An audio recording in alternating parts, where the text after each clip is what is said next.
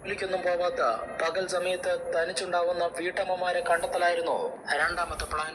ഇങ്ങനെ വീടുകളിൽ അതിക്രമിച്ചു കയറിയതിനു ശേഷം സ്ത്രീകളെ കത്തി കാണിച്ച് ഭീഷണിപ്പെടുത്തി വസ്ത്രങ്ങൾ മുഴുവൻ ആദ്യം അഴിപ്പിക്കും. ഇതോടെ മാനം പോകുമെന്നുള്ള ഭയത്തിൽ സ്ത്രീകൾ നിലവിളിച്ച് ആളെ കൂട്ടില്ല. ഇതായിരുന്നു അയാളുടെ മൂന്നാമത്തെ പ്ലാൻ.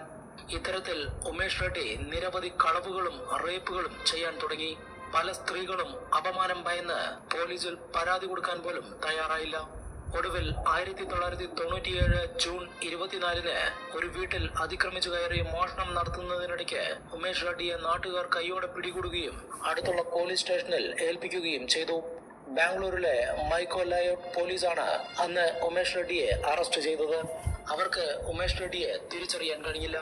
തന്റെ പേര് രമേശ് ആണെന്നാണ് ഉമേഷ് റെഡ്ഡി പോലീസുകാരോട് പറഞ്ഞത്. ഉമേഷ് റെഡ്ഡിയുടെ താമസ സ്ഥലത്തെത്തി പരിശോധന നടത്തിയ പോലീസ് അവിടെ നിന്നും നിരവധി ആഭരണങ്ങൾ കണ്ടെടുത്തു. അതുപോലെ ഒരു ചാക്ക് മുഴുവനായും സ്ത്രീകളുടെ അടിവസ്ത്രങ്ങൾ നിറച്ചു വെച്ചിരിക്കുന്നതായും കണ്ടെത്തി.